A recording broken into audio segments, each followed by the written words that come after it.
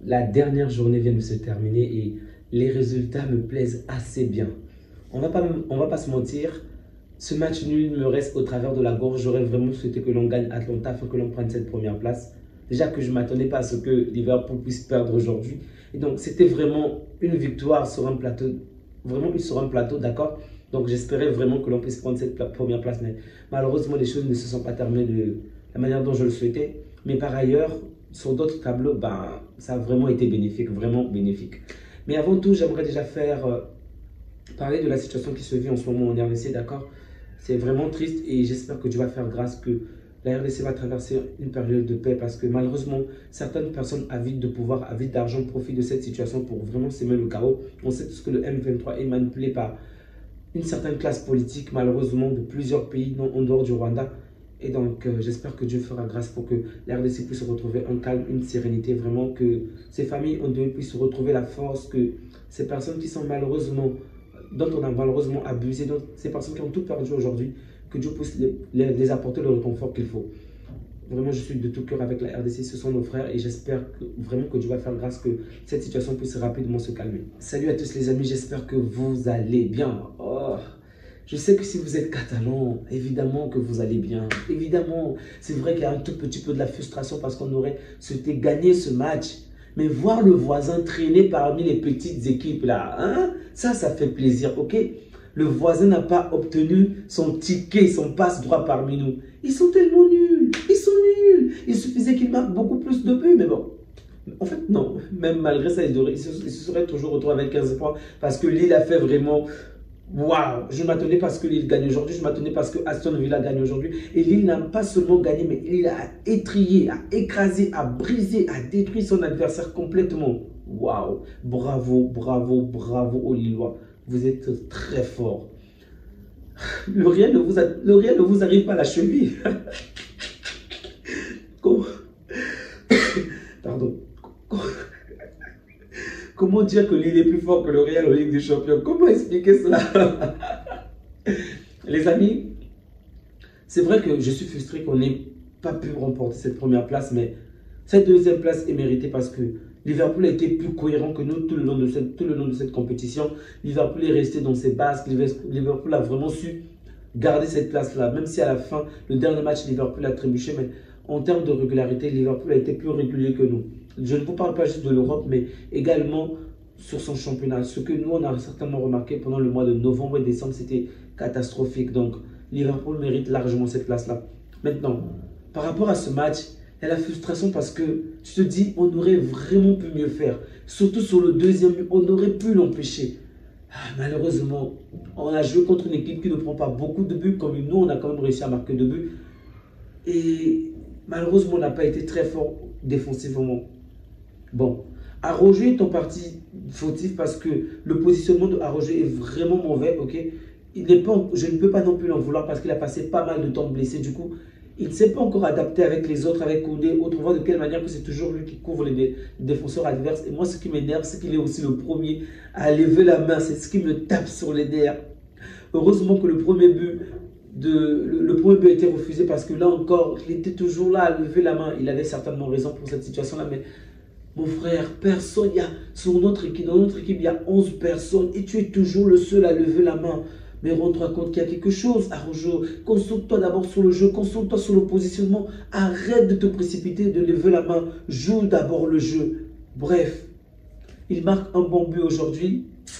Mais je suis frustré parce que même la deuxième période, la première période était catastrophique parce qu'on n'était pas à la hauteur. Ok, on avait certes la domination, on avait plus de 70% de la possession de balle, mais on n'arrivait pas à se procurer réellement des actions franches. Ok, au final, l'adversaire nous pressait tellement trop qu'on a énormément joué dans notre camp. On dépassait à peine la ligne médiane. En seconde période, on arrive avec une autre mentalité. Et le grand, le maître, le Yamal, oh, Yamin Yamal qui fait tout de suite la différence, c'était très beau. Bien évidemment, il y a eu une combinaison également de Lewandowski et de Rafinha, mais je dois également dire que Lewandowski, une fois encore, n'a pas été à la hauteur de la soirée. Il n'a pas été bon. Il aurait même pu marquer aujourd'hui, mais il n'a pas été bon. Et dans ce genre de match où on a vraiment du mal à se trouver de l'espace, je pense qu'il n'est pas pertinent de mettre Robert Lewandowski, pardon.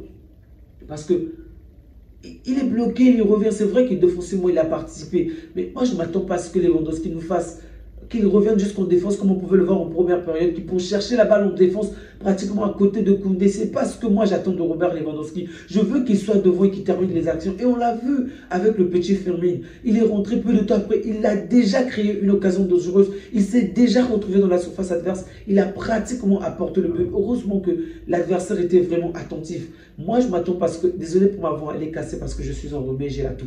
Donc, moi, je m'attends parce que Robert Lewandowski vient défendre juste notre défense. Ce n'est pas à ça que moi je m'attends à Lewandowski, vraiment pas ça. Oh, c'est triste, vraiment c'est triste parce que, je vous assure, je ne le dis pas parce que le résultat se termine de cette manière, mais dès le début du match, parce que je n'ai pas pu voir la compo bien avant, j'étais vraiment occupé au travail. Dès le début du match, j'ai commencé le match 3 ou 4 minutes après. Dès le début du match, en regardant Lewandowski, je me suis dit, oh mince, ça sera compliqué pour qu'on marque. Ça sera compliqué qu'on puisse répéter les 7 buts à 1. C'est vrai que l'adversaire aujourd'hui est meilleur défensivement, mais je me suis dit qu'on va vraiment galérer à marquer. Et c'est également ce qui s'est produit parce que je ne dis pas que Lewandowski est nul. Non, loin de là. C'est un bon joueur, un grand joueur, ok.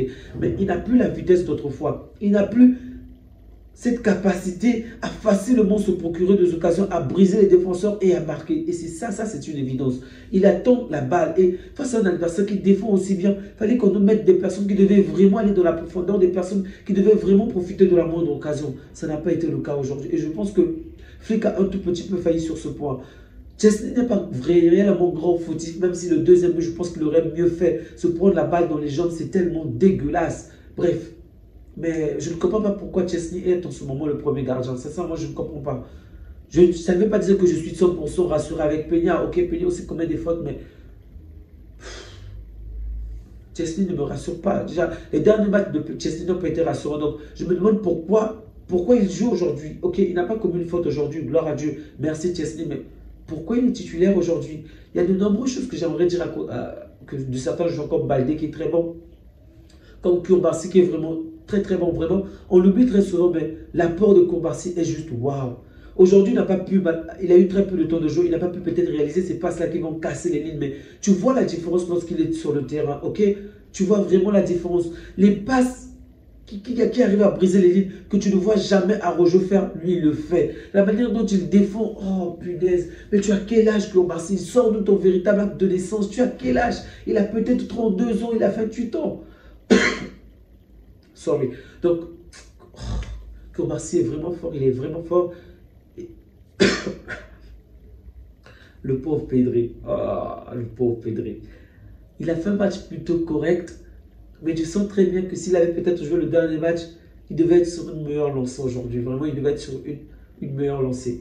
Les amis, c'était chaud, c'était vraiment chaud. J'ai vu que l'Atlético marquait 4 buts, mais depuis quand les hommes de Simeone marquent 4 buts dans un seul match? En plus, 4-1. Sauf erreur de ma part, mais j'étais choqué, j'étais vraiment choqué. Ce match, vraiment ce format est difficile. Vraiment, c'est quand même un format beaucoup plus difficile, c'est vraiment attrayant. Mais le suspense reste jusqu'au bout. Pour nous les Barcelonais, on va dire qu'il y avait moins de suspense parce qu'on savait qu'on était déjà dans le top 8, mais il y avait peut-être ce petit suspense-là entre prendre la première place, la deuxième, ou potentiellement la troisième, parce qu'au début, lorsqu'ils vont réussir à marquer, ok, Atlanta va réussir à marquer au début du match, le but qui sera refusé, on était passé troisième. Donc ça devait être beaucoup plus compliqué pour nous, d'accord? Mais waouh! J'ai trop aimé. J'ai trop aimé la manière dont ça s'est terminé et voir le voisin finir après la 8e place. Oh, c'était trop beau, c'était trop beau. Donc, les bons résultats de la soirée sont déjà le Paris Saint-Germain qui gagne, très belle victoire avec beaucoup de buts d'écart. Bravo! City qui gagne, City qui m'a quand même fait peur en fait de la première période. Je me suis dit, mais qu'est-ce que Guardiola fait? Mais qu'est-ce qu'il fait? Heureusement que City parvient à gagner. Bravo. L'Atlético qui gagne, mais ça m'énerve de voir l'Atlético parmi les 8 premiers. Je suis pour l'Espagne, mais ça veut dire que l'Atlético peut potentiellement être notre adversaire. C'est aussi ça le danger, ok? Liverpool et nous allons être dans deux côtés de la coupe différente, mais l'Atlético, c'est possible qu'on se retrouve du même côté de l'Atlético et je ne suis pas rassuré. Si l'Atlético se retrouve du côté de Liverpool, tant mieux. Autant éliminer les plus forts de l'autre côté et de l'autre côté espérer peut-être des équipes moyennement fortes, ok? Mais bon, j'espère qu'on sera à la mesure pour taper toutes les équipes qu'on va rencontrer. Donc, ce mois de février sera consacré aux voisins en Ligue des Champions, ok? Pendant que nous, les boss, on va se reposer, on va les accueillir calmement en mars.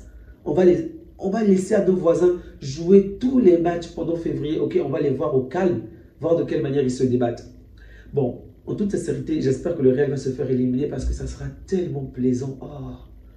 Mais en toute objectivité, je ne vois pas une équipe qui est apte à éliminer ce Real. Et ça me désole énormément, vraiment. J'aurais souhaité, en tout cas, je souhaite que le Real se casse les dents bien avant les huitièmes de finale. Oh, ça sera une très belle surprise de ce mois de février. Les amis, je vous souhaite une agréable soirée. Prenez soin de vous ainsi que des vôtres et que Dieu vous garde. Encore une fois, liberté à la RDC. Paix et liberté.